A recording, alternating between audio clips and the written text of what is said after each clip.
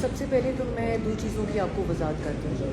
سب سے پہلی چیز جو ہے کہ آج اگر آپ مریم اورنگزیب صاحبہ کی پریس کانفرنس دیکھیں تو جو ان کا غم اور غصہ تھا، جس طرح وہ چیخ رہی تھی، جس طرح وہ چلا رہی تھی، سب سے پہلے تو ہماری جو پاکستان کی عوام ہے وہ مبارکباد کی مستحق ہے کہ انہوں نے ان کے تمام ظلم اور جبر کو، ان کی تمام سازشوں کو اللہ کے فضل و کرم سے اپنی ووٹ کی طاقت سے ناکام بنایا. اس کے بعد جو ایک امپورٹنٹ بات جس سے انہوں نے شروع کی اپنی پریس کانفرنس وہ ہے حلقہ 49، جہاں سے میرے والد میجر طاہر صادق صاحب جو ہے وہ 65,000 کی لیڈ سے وہ سیٹ جیت چکے ہیں. اب وہ جو بات کہہ رہی تھی یا تو انہوں نے ہوم ورک نہیں کیا ہوا تھا یا انہیں سمجھ نہیں تھی. جو کمشنر صاحب نے بات کی ہے وہ انہوں نے یہ کہا ہے کہ جو 70 ہزار کی لیڈ سے جو لوگ جیت رہے تھے ان کو ہم نے ہروایا ہے. تو میرے والد 65,000 کی لیڈ سے حلقہ NA 49 سے جیت چکے تھے. آپ نے جو PMLN کے کینڈیڈیٹ ہیں شیخ آفتاب صاحب، وہ 9,500 کی سے ان کو جتوایا گیا.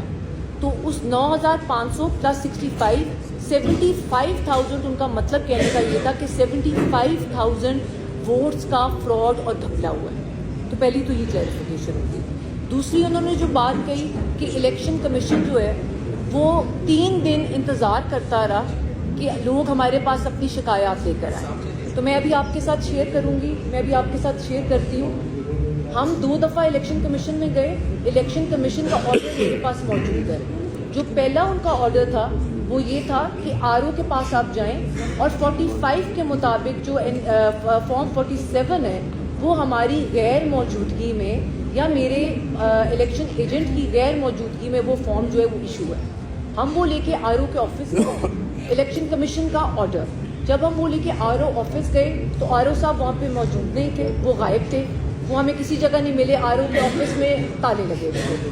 ہم دوبارہ واپس گئے نیکسٹ ڈے الیکشن کمیشن دوبارہ.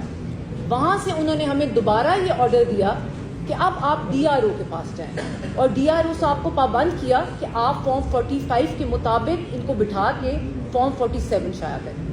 جب ہم دوبارہ DRO صاحب کے پاس گئے تو وہ بھی غائب تھے، دفتر میں تالے لگے ہوئے تھے. اب ہم تیسری دفعہ دوبارہ الیکشن کمیشن آج گئے ہیں. ساتھ ساتھ الیکشن کمیشن سے کے اوپر بھی ایک سوالیہ نشان ہے کہ اگر آپ کے ROs اور آپ کے DROs آپ کی بات، آپ کے آرڈر کو ماننے کے لیے کیا رہے ہیں تو یہ کیا الیکشن ہے. اس کے بعد تیسری جو امپورٹنٹ بات ہے جو آج انہوں نے اپنی پریس کانفرنس میں کی، دس از دا موسٹ امپورٹنٹ تھنگ. آپ نے کہا کہ کمشنر صاحب سے کون مل رہا تھا، کون فون پہ باتیں کر رہا تھا، کیا وہ کھا رہے تھے، کیا وہ پی رہے تھے، کب وہ سوتے تھے، کب وہ اٹھتے تھے. یہ امپورٹنٹ نہیں ہے.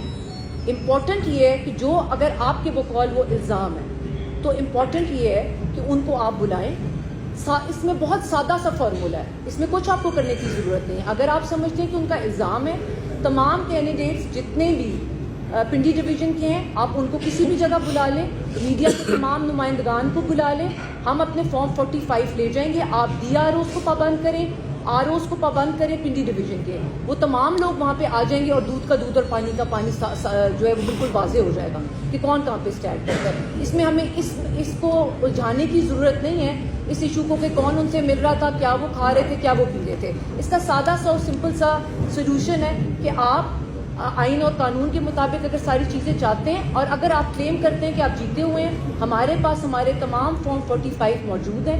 آپ جو جگہ سلیکٹ کریں گے وہاں ہم آ جائیں گے اور تمام ROs اور DROs آ جائیں اور اس چیز کا جو ہے وہ کلیئرٹی کے ساتھ لوگوں کو سمجھ آ جائے. Thank you.